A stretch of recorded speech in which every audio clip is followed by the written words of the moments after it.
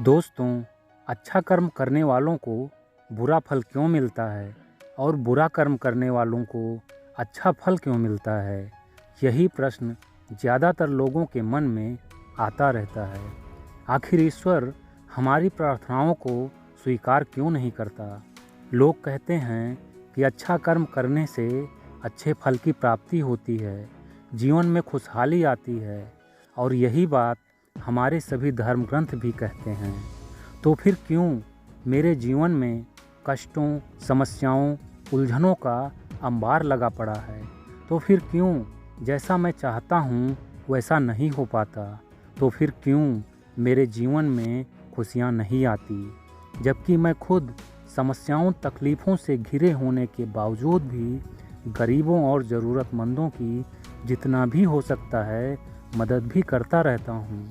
दोस्तों, आपके इन सभी सवालों के जवाब श्रीमद् भगवत गीता में पाए जाते हैं। भगवत गीता में ही वर्णित एक प्रसंग के अनुसार एक ग्वाला भगवान श्री कृष्ण की बहुत सेवा करता है। वह प्रतिदिन भगवान कृष्ण के मंदिर जाता और बड़े प्रेम से उन पर जल छिड़ककर उन्हें नहलाता, उनकी सच्ची मन से पूजा अर्चना करता और उनके चरण स्पर्श करके अपने माथे पर तिलक लगाकर अपने काम पर निकल जाया करता था। पिछले कई वर्षों से वह ग्वाला नित्य यही सत्कर्म करता आ रहा था।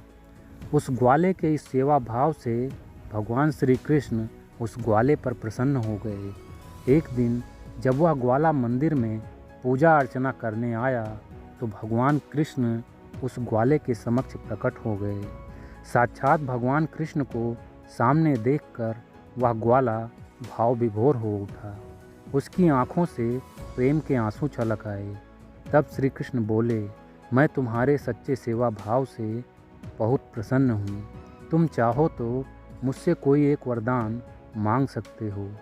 यह सुनकर ग्वाला बोला, भगवान, आपके साक्षात दर्शन हो गए, अब और मुझे क्या चाहिए? बस मैं यह सोच रहा था कि आप ना जाने कितने ही वर्षों से इसी मंदिर में खड़े हैं, ना कहीं आते हैं और ना ही कहीं जाते हैं।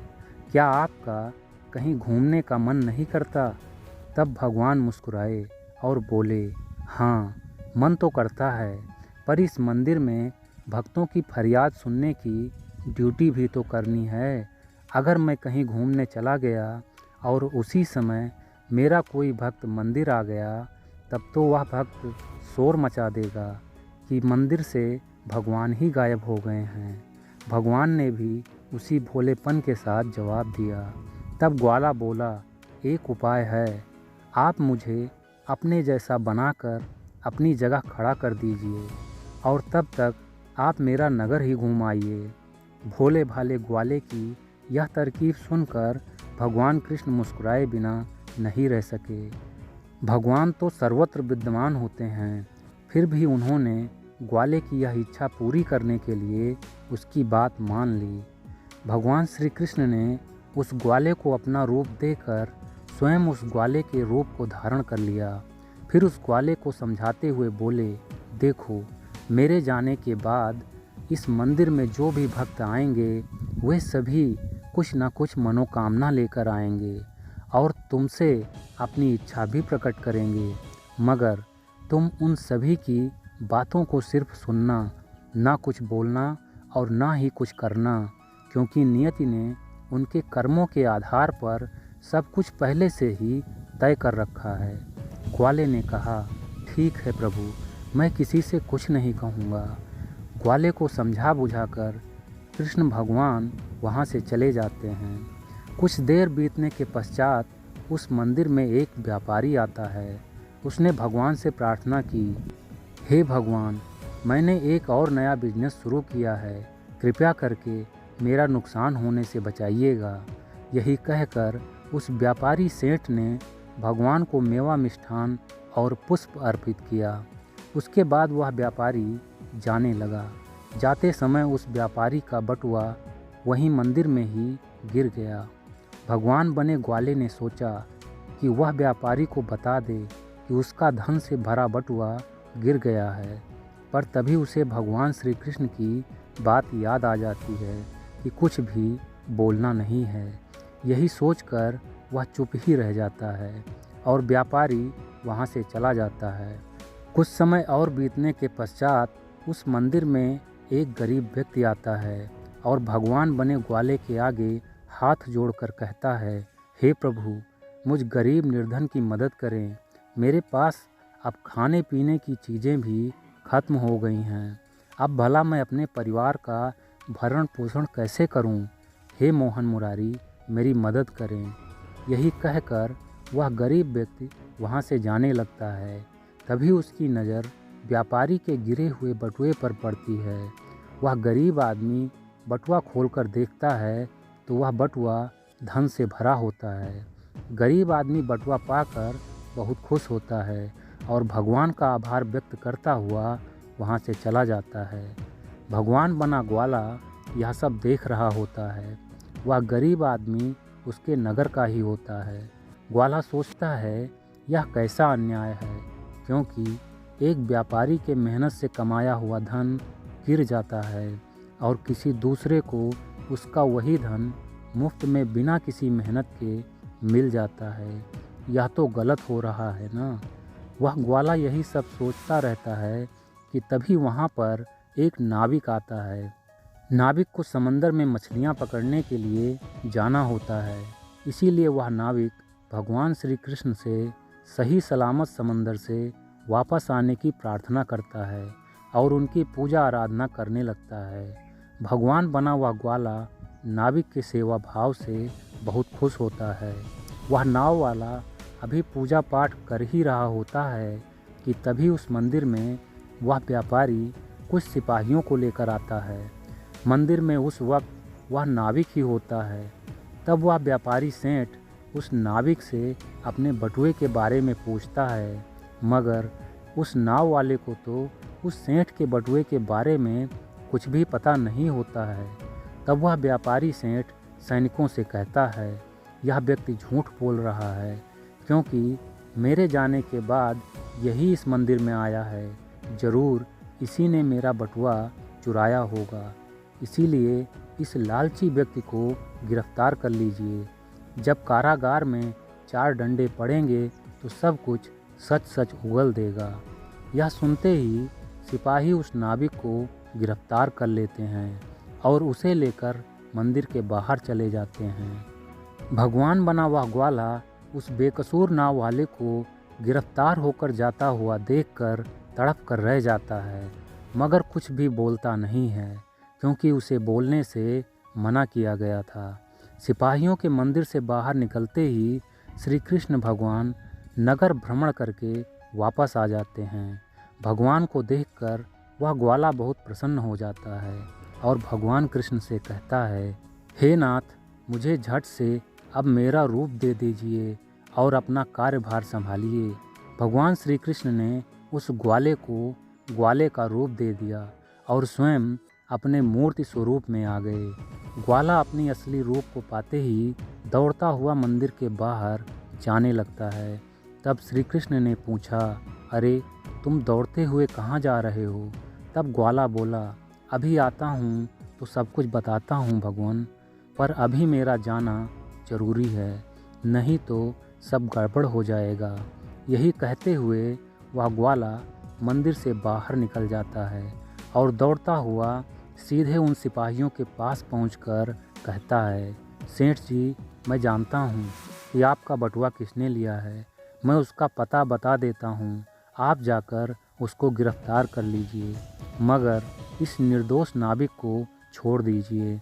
यह बेचारा तो भला आदमी है। सैनिकों ने उस नाव वाले को छोड़ दिया और उस गरीब आदमी को गिरफ्तार कर लिया जिसको बटुआ मिला था। नाव वाला उस ग्वाले का आभार प्रकट करते हुए समंदर में मछलियां पकड़ने चला जाता है। वह ग्वाला अपनी तरफ से सब कुछ ठीक ठाक करके वापस मंदिर में आ गया। तब भगवान श्री कृष्ण ने ग्वाले से पूछा, तुम भागते हुए कहाँ चले गए थे? तब ग्वाले ने उस व्यापारी के मंदिर आने से लेकर नाविक को सिपाहियों से छुड़वाने तक का सारा घटनाक्रम कह सुनाया। तब भगवान कृष्ण बोले, पर मैंने तो तुम्हें कुछ भी करने से मना किया था ना। तब वह ग्वाला बोला, हाँ प्रभु, पर अगर मैं कुछ नहीं करता तो उस व्यापारी और नाव वाले शिकारी के साथ गलत हो जाता ना। तब भगवान कृष्ण बोले, कुछ भी गलत नहीं होता, क्योंकि वह सब घटनाएं उनके कर्म और नियति के अनुसार ही घटित हो रहा था। तुमने नियत के विपरीत जाकर यह सब हेर फेर करके सब कुछ गड़बड़ कर दिया है और स्वयं भी पाप के भागीदार बन चुके हो।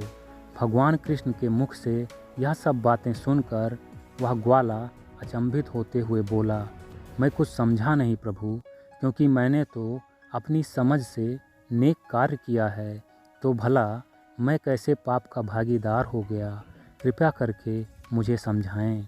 तब श्री कृष्ण बोले, देखो, जिस व्यापारी को तुम नेक दिल और मेहनती समझ रहे हो, दरअसल वह बहुत ही बुरा आदमी है। वह व्यापारी नशीले पदार्थों का व्यापार करता है, इसीलिए उसके पास अत्यधिक धन भी है। अतः उसके धन की एक छोटी सी पोटली खो जाने पर भी उस पर कोई फर्क नहीं पड़ता।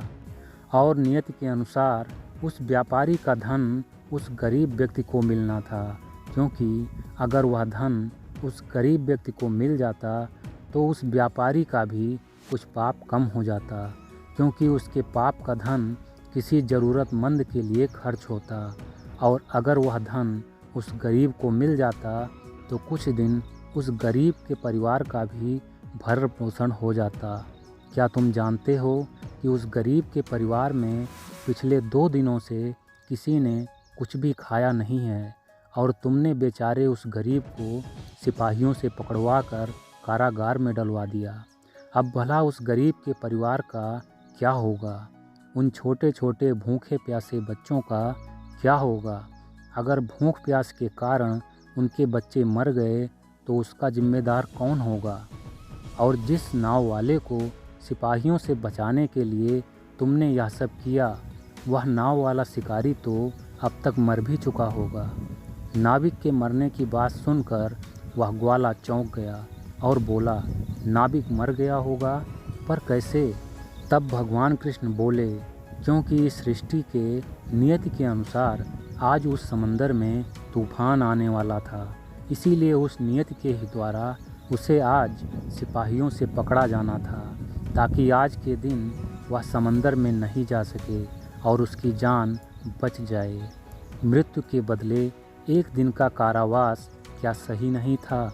पर तुमने अपनी तरफ से हेर फेर करके उन तीनों का ही अहित किया और स्वयं भी उन तीनों के अहित के कारण पाप के भागीदार बन गए। इसीलिए मैंने तुम्हें चुप रहने को कहा था और कुछ भी करने के लिए मना किया था। इसीलिए मैं भी हजारों हजारों वर्षों से मंदिरों में रहता हूँ, सभी की विनती सुनता हूँ, पर करता कुछ भी नहीं।